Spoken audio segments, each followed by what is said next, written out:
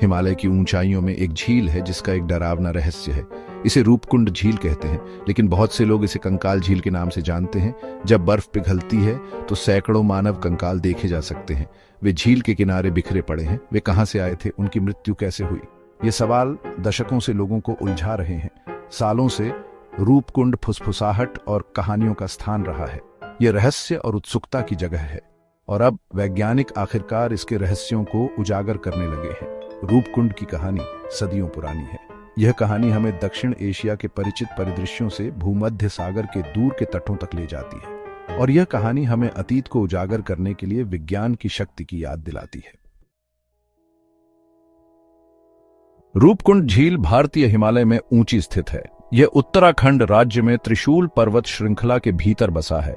यह झील 5000 मीटर या 16,470 फीट से भी ज्यादा की लुभावनी ऊंचाई पर है। इस दूरस्थ स्थान तक पहुंचना एक चुनौतीपूर्ण यात्रा है। यह यात्रा आपको ऊबड़ खाबड़ इलाकों, ग्लेशियरों के पार और बर्फीली चोटियों के पीछे ले जाती है।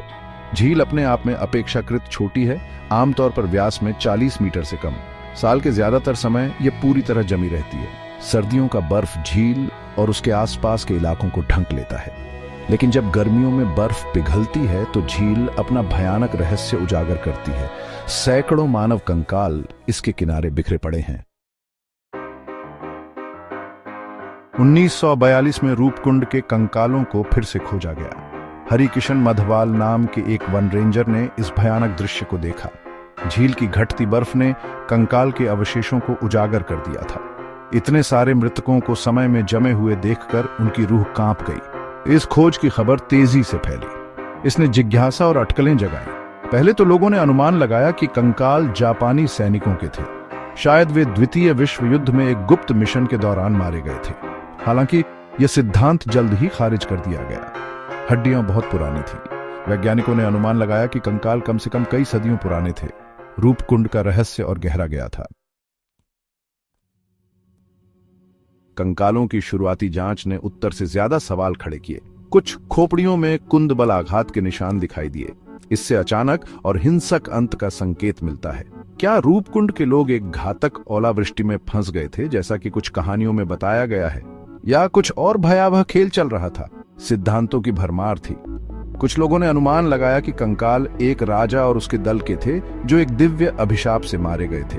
दूसरों ने तीर्थयात्रियों के एक समूह की कल्पना की जो बेरहम पहाड़ों में खो गए और दिशाहीन हो गए। सच्चाई, जैसा कि अक्सर होता है, समय और अटकलों की परतों के नीचे छिपी रहती है। रूपकुंड झील के रहस्यों को उजागर करने के लिए दशकों और नई वैज्ञानिक तकनीकों के आगमन में समय लगेगा। स्थानीय किंवदंतियां इस बात की झलक पेश करती हैं कि सदियों से रूपकुंड के कंकालों की व्याख्या कैसे की गई है। एक लोकप्रिय कहानी कन्नौज के राजा जसधवल के बारे में बताती है। वह अपनी गर्भवती पत्नी और एक बड़े दल के साथ तीर्थ यात्रा पर निकले। उन्होंने नंदा देवी मंदिर में आशीर्वाद मांगा। हालांकि उनकी यात्रा उन्हें विश्वासघाती पहाड़ी दर्रों से होकर ले गई। अचानक और भयंकर ओलावृष्टि हुई। कहा जाता है कि ओले क्रिकेट की गेंदों जितने बड़े थे। खुले में फंसे राजा, उनके अनुयायी और उनके सभी जानवर मारे गए। राजा जसधवल और घातक ओलावृष्टि की कहानी रूपकुंड के साथ जुड़ गई। इसने त्रासदी के लिए एक प्रशंसनीय यद्यपि अपुष्ट स्पष्टीकरण प्रस्तुत किया। हाल के वर्षों में वैज्ञानिकों ने रूपकुंड में उल्लेखनीय खोजें की हैं। डीएनए विश्लेषण के माध्यम से उन्होंने निर्धारित किया है कि कंकाल कम से कम 3 अलग-अलग समूहों के हैं। सदियों से अलग-अलग घटनाओं में इन समूहों की मृत्यु हुई। 800 ईस्वी पूर्व के एक समूह का दक्षिण एशियाई वंश था। यह समूह संभवतः स्थानीय निवासियों या तीर्थयात्रियों का प्रतिनिधित्व करता है। 1800 ईस्वी पूर्व के एक दूसरे समूह का पूर्वी भूमध्य सागरीय वंश था। रूपकुंड में इस समूह की उपस्थिति विशेष रूप से हैरान करने वाली है। वर्तमान ग्रीस और क्रेते के लोग सुदूर हिमालय में कैसे पहुंचे? लगभग 1800 ईस्वी पूर्व के एक तीसरे समूह का दक्षिण पूर्व एशियाई वंश था। यह खोज रूपकुंड रहस्य में जटिलता की एक और परत जोड़ती है। आज रूपकुंड झील को नए खतरों का सामना करना पड़ रहा है। जलवायु परिवर्तन के कारण झील खतरनाक दर से सिकुड़ रही है। पारिस्थितिकी तंत्र का नाजुक संतुलन बिगड़ गया है। गर्म तापमान के कारण आसपास के ग्लेशियर तेजी से पिघल रहे हैं। इससे झील में तलछट बढ़ जाती है। इसके अलावा कंकाल के अवशेषों की एक झलक पाने के लिए उत्सुक पर्यटकों की आमद नाजुक पर्यावरण पर दबाव डाल रही है।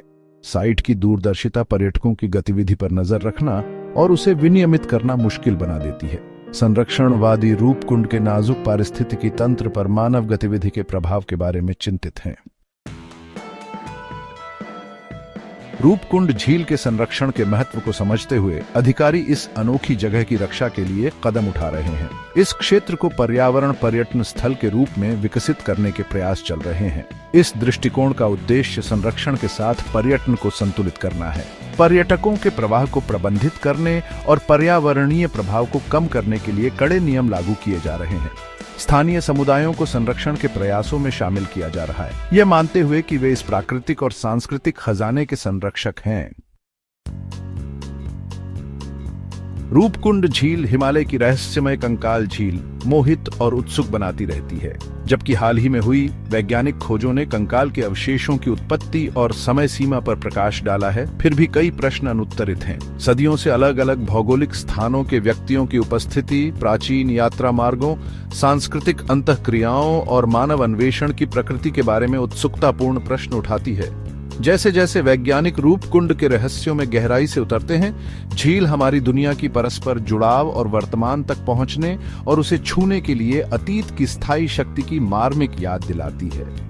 रूपकुंड की कहानी अभी खत्म नहीं हुई है। यह एक ऐसी कहानी है जो हर नई खोज के साथ सामने आती रहती है, और यह कहानी हमें याद दिलाती है कि हमारे ग्रह के सबसे दूरस्थ कोनों में भी अभी भी ऐसे रहस्य हैं जिनका खुलासा होना बाकी है। कृपया हमारे चैनल को लाइक और सब्सक्राइब करें ताकि आपको और भी रोचक सामग्री मिलती रहे।